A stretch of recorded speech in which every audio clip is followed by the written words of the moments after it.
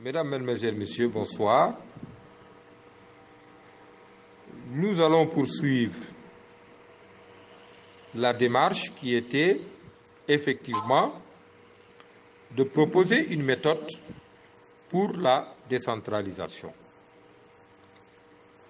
Et nous avons évoqué que cette méthode était essentiellement basée sur les deux principes de la décentralisation,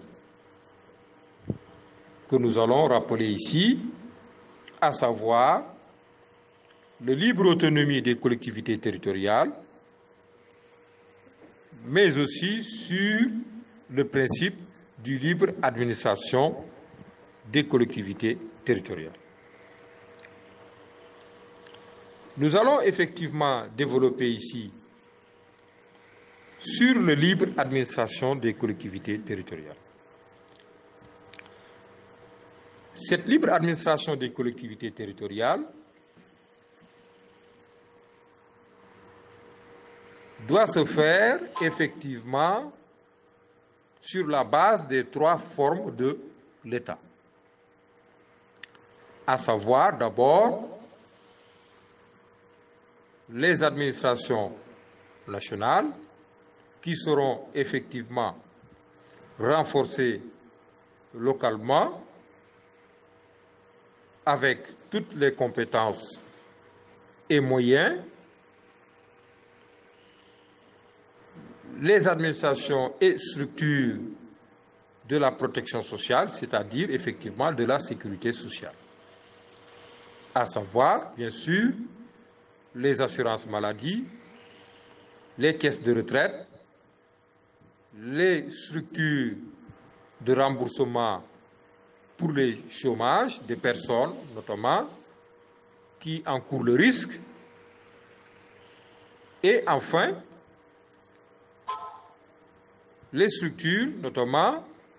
qui permettront aux familles les plus démunies de bénéficier effectivement des allocations ou de bourses familiales. Voilà les différentes choses que désormais la collectivité territoriale doit effectivement prendre en charge localement avec toutes ses compétences transférées. J'insiste effectivement sur le transfert aussi de moyens sur le budget des collectivités territoriales. Alors, donc, les orientations et la politique de développement local seront désormais confiées au Conseil des collectivités territoriales. Et ce Conseil des collectivités territoriales, effectivement, sera composé effectivement des élus du Conseil départemental, des élus provenant du Haut Conseil des collectivités territoriales et de la gouvernance territoriale sous la supervision du gouverneur qui est désormais élu par les populations locales et travaillant directement avec l'administration locale qui sera mise en place par des compétences transférées localement. Donc, il est aussi important de bien pouvoir notamment mettre les relations qu'il faut entre ces différentes institutions ou structures de la République, à savoir des relations qui vont exister entre le Conseil départemental, le Conseil des collectivités territoriales, avec bien sûr la gouvernance territoriale sur place qui est gérée par le gouverneur de région élu par les populations locales. Donc, désormais, les collectivités territoriales vont pouvoir effectivement et directement collecter les impôts sur place qui va leur permettre effectivement de pouvoir les utiliser pour la protection sociale avec les structures qui seront mises en place, à savoir les caisses d'assurance maladie pour la sécurité sociale, effectivement, les caisses de retraite pour les cotisations des salariés qui sont logés localement ou qui travaillent effectivement localement avec les administrations locales dans les territoires. Donc voilà un peu le schéma que le parti Alliance Nouvelle propose comme projet de réforme sur la décentralisation et qui fera bien sûr l'objet de réflexions approfondies et d'amélioration par le cadre Alliance Nouvelle. Mais l'essentiel est de comprendre ici la nouvelle carte territoriale avec des régions comme de véritables collectivités territoriales, disposant d'une autonomie financière, mais aussi du libre administration des administrations locales. Cela nécessite aussi d'expliquer le statut, effectivement, de la collectivité territoriale envers l'État.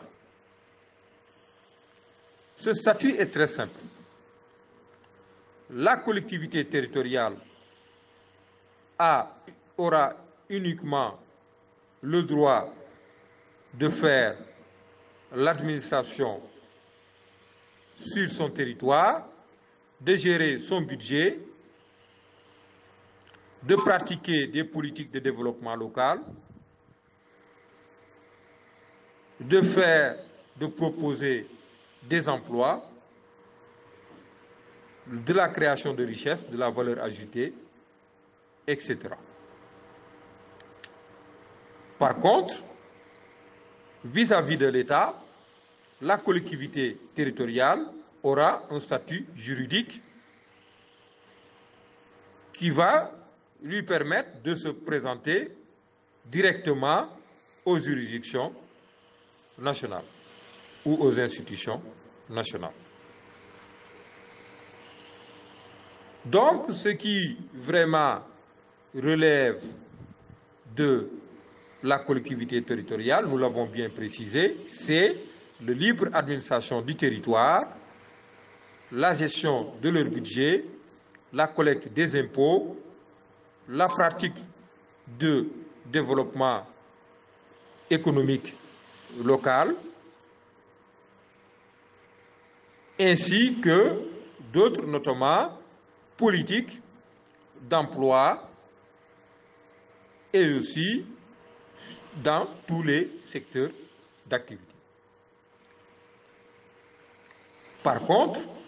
vis-à-vis de l'État, la collectivité territoriale n'aura pas le droit d'interférer sur la diplomatie ni sur les relations internationales qui restent le domaine privilégié de l'État. Mais aussi, la collectivité territoriale n'aura pas le droit, effectivement, d'émettre ni de proposer des lois. Donc, la collectivité territoriale respectera les lois et la Constitution, ainsi que toutes les autres lois qui sont au-dessus d'elle. Voilà en gros, en résumé,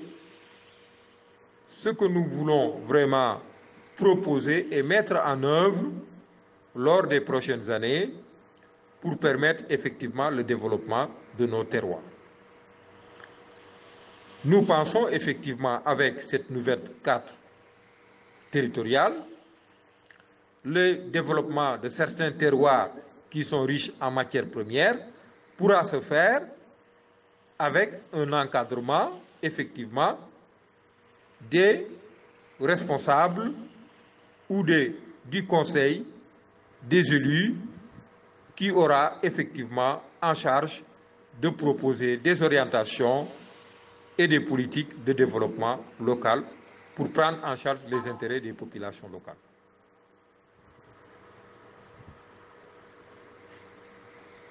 Voilà en gros un peu un projet qui va changer effectivement le système actuel avec la mise en place d'un système qui va notamment associer tout le monde et de manière inclusive afin de pouvoir effectivement améliorer les conditions d'existence des populations locales.